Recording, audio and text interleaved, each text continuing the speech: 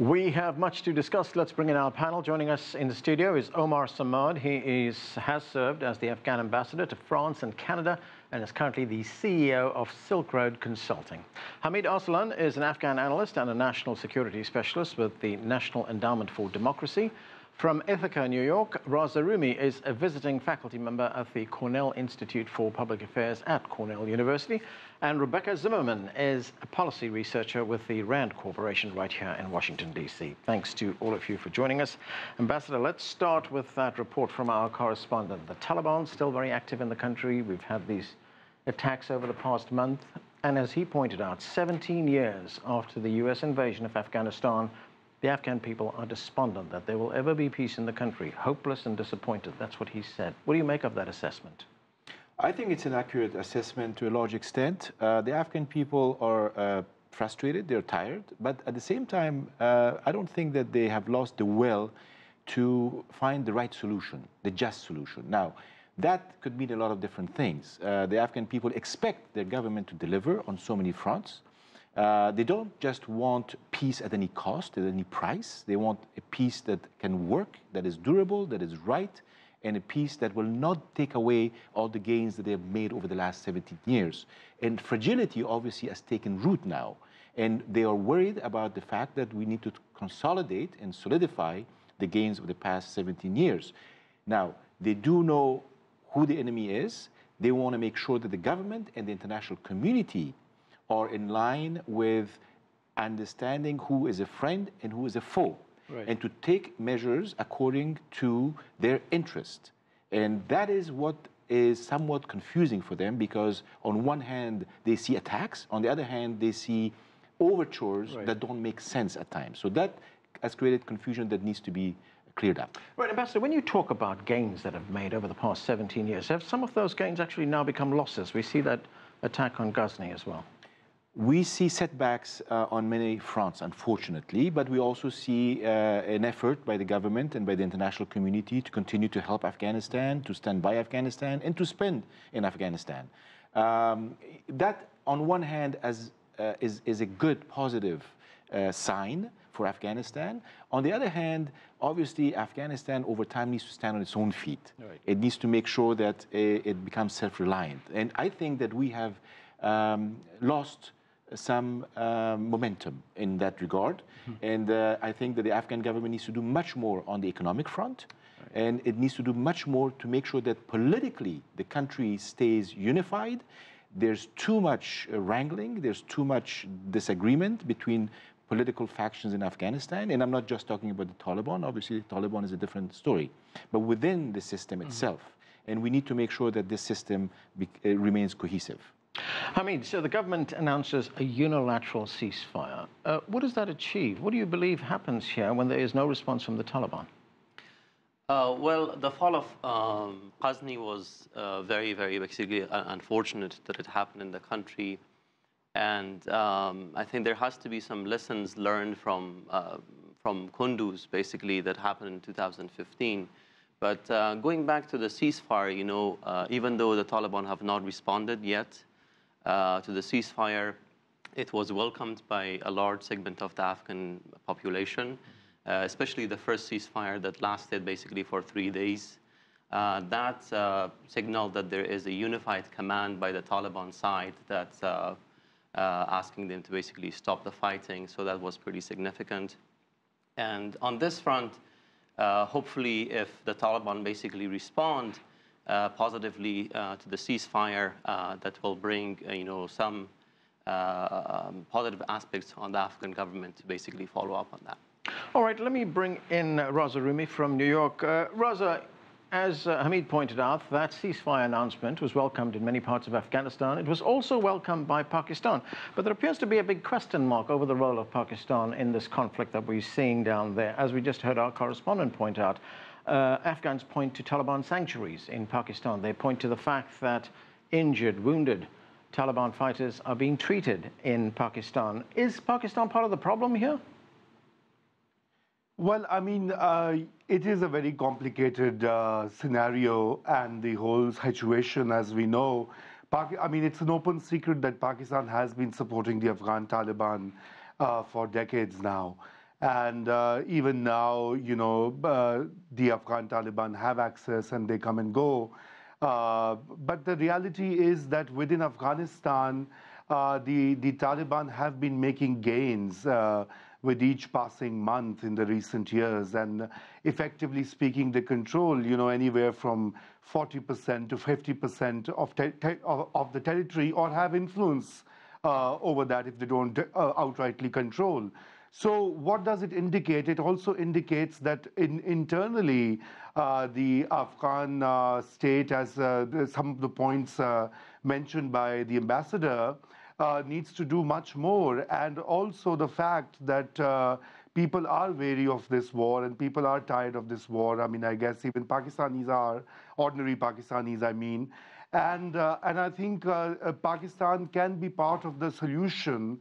So it is time to actually look forward and move on from the earlier blame game, because Pakistan also blames Afghanistan for hosting the Pakistani branch of Taliban that come and attack the Pakistani state.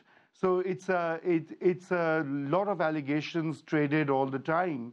And unfortunately, that hinders and dwindles the peace prospects.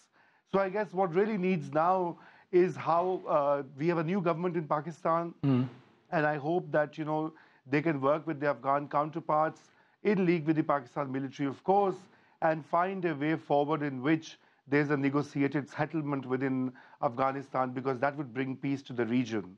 And let me also add at the end that one of the reasons that the Pakistani state has been supporting the Taliban in the past and in recent years is the fact that, they are very wary of the Indian quote-unquote influence within Afghanistan, because Pakistani state thinks that it would be vulnerable on the eastern and western borders. Now, that is what they think. So I'm not saying that I endorse that or don't. So, there is an India factor, very important as far as Pakistan is concerned, and that's why it gets very complicated. All right, I will get that to you in a moment. Rebecca, the United States has been in this war 17 years. That's a long time. The leader of the Taliban says he's prepared to enter into negotiations. He's prepared for peace. But he won't do that unless what he called the foreign occupation continues. The leader has called, of the Taliban that is, called for direct talks with the United States. A U.S. commander in Afghanistan has said, yes, we are prepared for direct negotiations with the Taliban. What's the status of all of this right now? Well, I think it's quite precarious. I think inside the U.S. government, you have people who are more optimistic than they've been in quite some time. As the ambassador pointed out, there's not a lot of optimism in Afghanistan, but you see these moments where we have cause to be optimistic, and then they're often not sustained. I think the U.S. right now is really trying to capitalize on those moments. The previous ceasefire, the peace march momentum from a few months ago, and trying to figure out how can the U.S. help to sort of bring together some of these very high-level national and international negotiations and sort of subnational, local momentum for peace. But it's a really tough road. I think, when we look at the bright spots that we've seen in the last few months, I don't think we can necessarily connect the dots to say it's because of anything that the U.S. did, right? That this is some very canny, well-planned out process that the U.S. has been, masterminding. I think, like all of us, I think all the parties involved right now are just sort of trying to,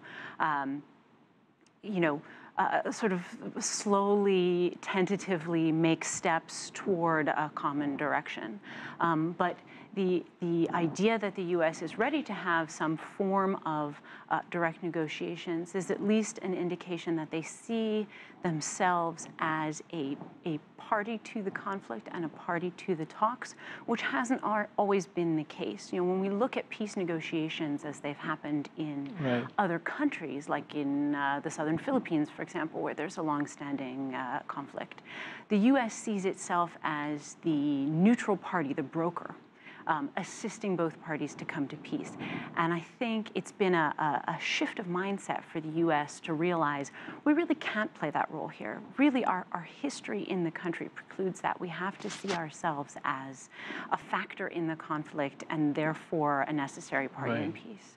Ambassador, let me ask you very quickly, is this long overdue, a recognition that the Taliban is a major player in this and there should be direct negotiations? If you look back at the record, I think we are in year 12 of our efforts to engage the Taliban. So, I mean, we have really all stakeholders, everyone has tried very hard for the past 12 years at least that I remember, and there have been efforts before that, to encourage the Taliban to take a different path.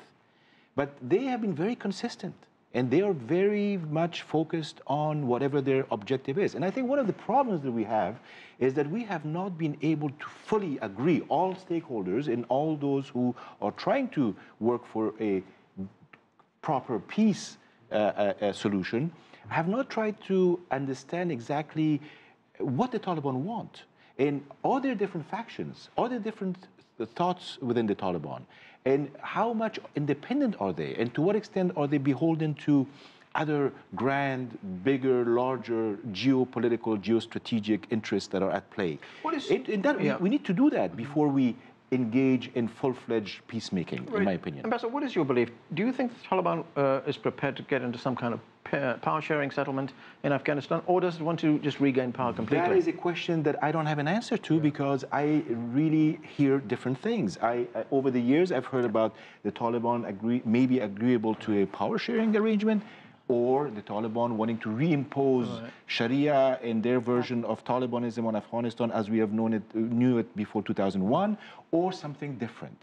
So we are not quite there yet. Okay. I mean, what do you make of President Ghani and his efforts to bring peace to the country? I mean, he's also facing a host of other problems, one of which is the economy. Of course, unemployment is very high. The economy is struggling. So, you know, his government is facing, I guess, the onslaught on multiple fronts.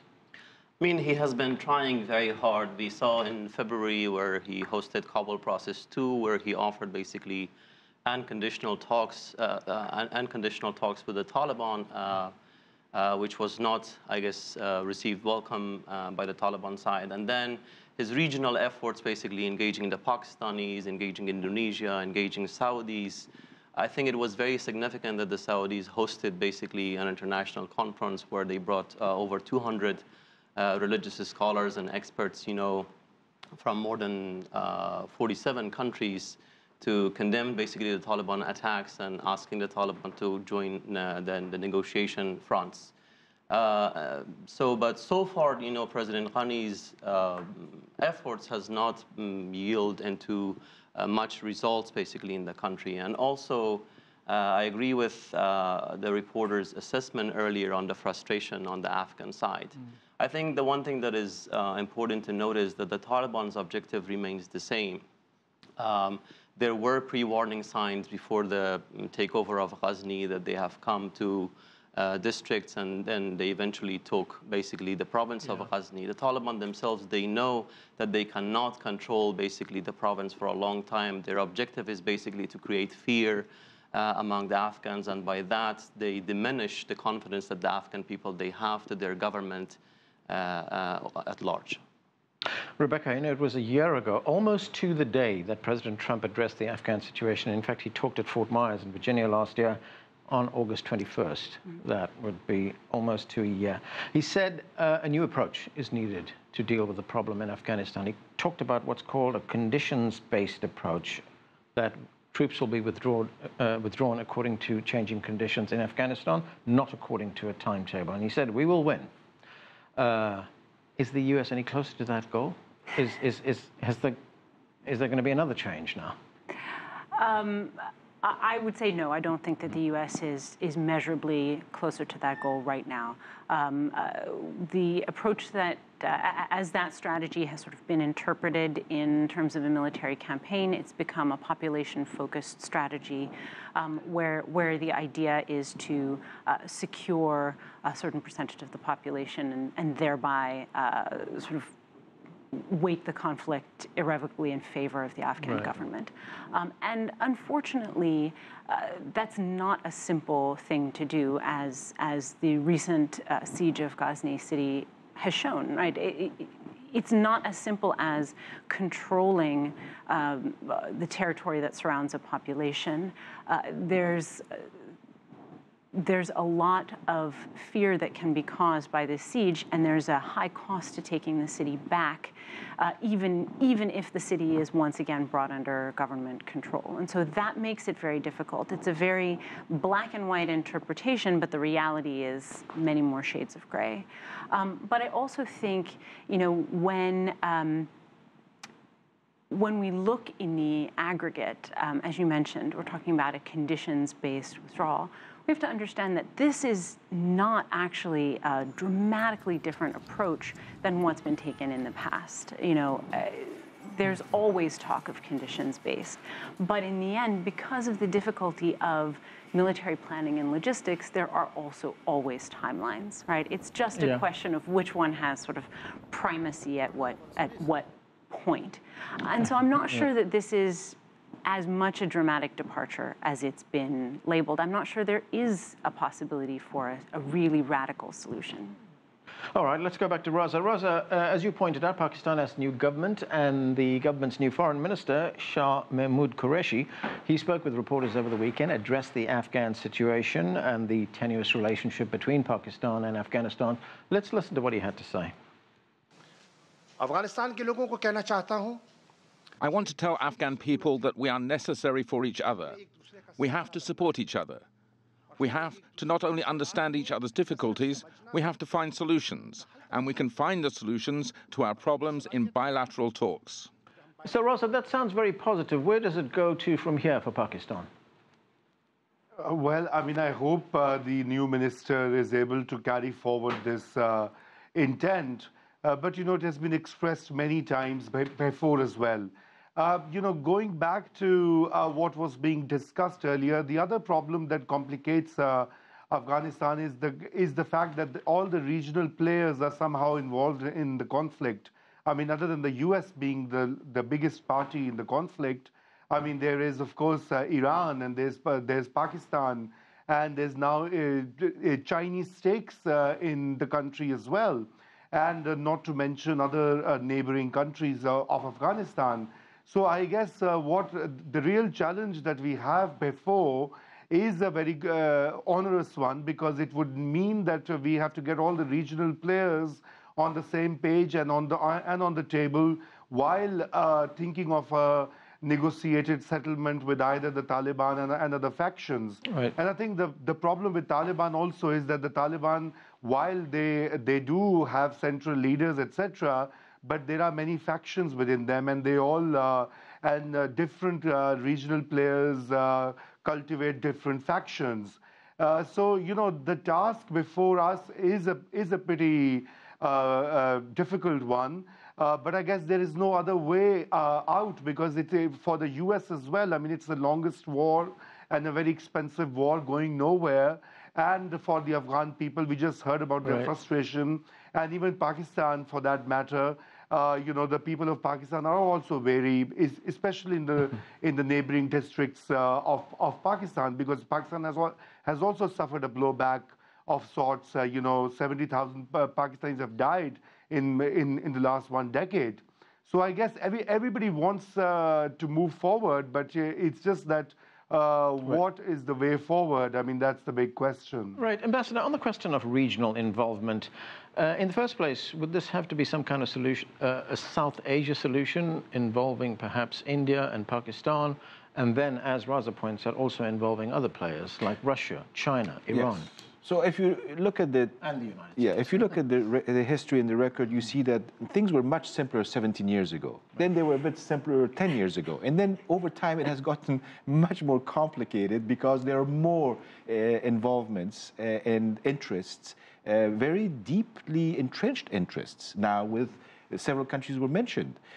So this has made it a very multi-layered, multi-dimensional, complex issue. Right. Now, I think at the end of the day, you have to realize that if we want Afghanistan to become stable and peaceful, and to some degree be able to play that constructive role as a regional player, and not be a source of a threat, whether terroristic or any other, to the rest of the world, then we all need to engage. And so how do you engage all those stakeholders is the main question. So do you first go and try to negotiate with the Taliban over issues that are so complicated that we won't even probably get to any of them to begin with for a long, long time to come? We don't even know what the Taliban position is still on education or women's rights or democracy or this or that. So I think that first we need to put our priorities in order. I think that we have to put away wishful thinking. I think that we have to put away unrealistic expectations, and we have to become much more realistic about what is doable and what is not doable. Hamid, I've just got a little bit of time left, but let's look at the support for the Taliban inside Afghanistan. There was a survey published, or financed rather, by the European Union, which said that 90% of those surveyed said that they want peace in Afghanistan. They want some kind of a permanent ceasefire, some kind of a settlement. The Afghan president has talked about this. He wants peace. Now the Taliban are saying, well, we're prepared to enter into negotiations. Where does this all lead to? No, I mean, I agree. I mean, the ambassador earlier mentioned as well that the Afghans want peace, but we do not want peace at any cost. I think the cost of peace has to be defined at what is the cost that the Afghans have to pay. I think the gains that we have made over the past 17 years, especially on women's rights, on the freedom of information, these are all that needs to basically be guaranteed. In terms of the Taliban support among Afghans, in some pockets of the country, they may have some support, but at large, they do not have support overall in the country.